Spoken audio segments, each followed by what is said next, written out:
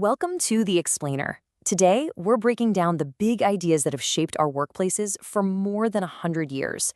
We're talking about everything from the obsessive quest for perfect efficiency all the way to understanding the power of human psychology. Okay, so here's our game plan. We're going to take a little trip back in time, starting with why these old ideas are, believe it or not, still a huge deal today. Then we'll see how management evolved from treating people like machines to finally realizing that the human element is key.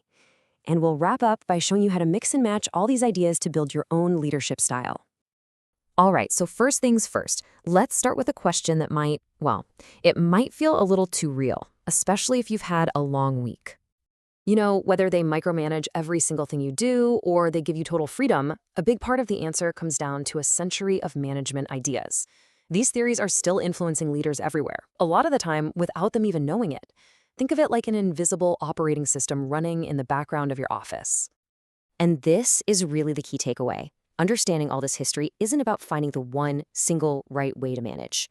It's about building a powerful leadership toolbox. Knowing these different approaches gives you the flexibility to handle pretty much any situation that gets thrown at you. So let's hop in our time machine and go back to the early 20th century. The Industrial Revolution is cranking, and the main goal is pretty straightforward: make work as predictable and as productive as a perfectly oiled machine. This whole idea was the brainchild of an engineer named Frederick Taylor. He was convinced that there was one best way to do any job, and that science, not guesswork, was the way to find it. He wanted to replace old habits with cold, hard data. And he meant it.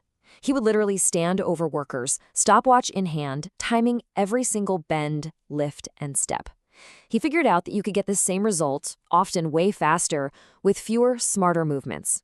This was all about optimizing the human part of the assembly line, and you can still see its DNA all over today's performance metrics and workflow software. And get this way of thinking had some serious staying power. Decades later, even in a field as deeply human as nursing, they were still trying to use stopwatches to figure things out. It just goes to show you how appealing the idea of measuring everything in the name of efficiency really is. Now, around the same time, a guy named Henri Fayol kind of zoomed out. Instead of obsessing over one worker's movements, he looked at the whole organization. He defined these 5 basic jobs of any manager. For him, the entire company was a machine, and these were the levers a manager needed to pull to keep it running just right. But here's the thing. That machine model has some pretty big limits, because when you treat people like cogs, you're forgetting one really, really important variable: their humanity. And that realization led to a massive turning point, a discovery that would change the world of management for good. It all kicked off in the late 1920s at the Hawthorne Electric Plant. A group of researchers wanted to prove a simple idea. It was a classic experiment, really. Better working conditions should lead to better work. Makes sense, right? And at first, it looked like they were totally right. They cranked up the lights, and just like they predicted, the workers got more done. Case closed, they probably thought. Easy peasy. So, logically, productivity should have dropped right back down, shouldn't it? I mean, the conditions were worse now. But that's not what happened. Something else, something totally strange, happened instead. The researchers, led by a psychologist named Elton Mayo, were just completely stumped. Productivity went up when the lights got brighter, and it went up again when they got dimmer. It had nothing to do with the lights at all. So what on earth was going on? And this is what they figured out. The workers weren't reacting to the light bulbs. They were reacting to the attention. For the first time, somebody was actually interested in them and what they did. It turns out just being seen, being noticed, was a huge motivator. It boosted their pride and made them feel like part of a team. This idea that the group dynamic is powerful was also explored by a social psychologist named Kurt Lewin. His research showed a huge difference between leadership styles. He found that the top-down, my way or the highway, autocratic style often just created resentment and killed creativity. But a more democratic style, where the leader acts more like a consultant and the team helps make decisions, was way more effective. So this brings us to the next logical question. If people's feelings and how they interact matter so much, what about the manager's own philosophy? As it turns out, what a leader truly believes on the inside is one of the biggest drivers of how they act on the outside.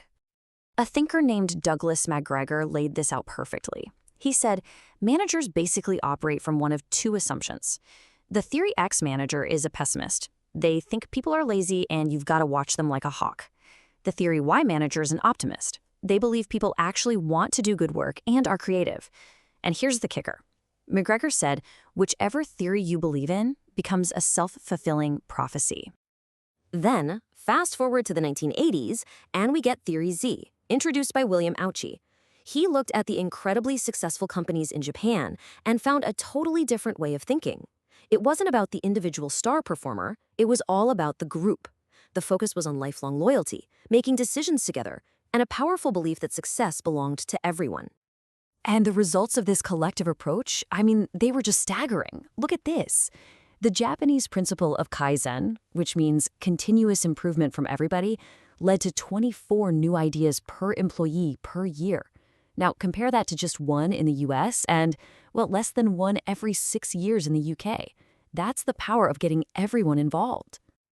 So, after taking this trip through a whole century of management ideas, what does it all mean for leaders today? What are we supposed to do with all of this information?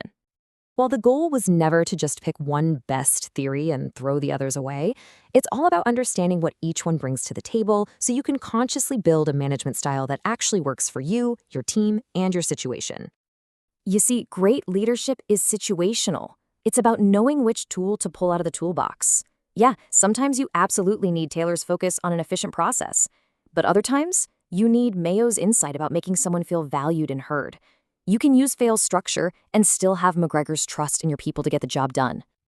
Just think about your own workplace. You can probably spot these different theories playing out all the time.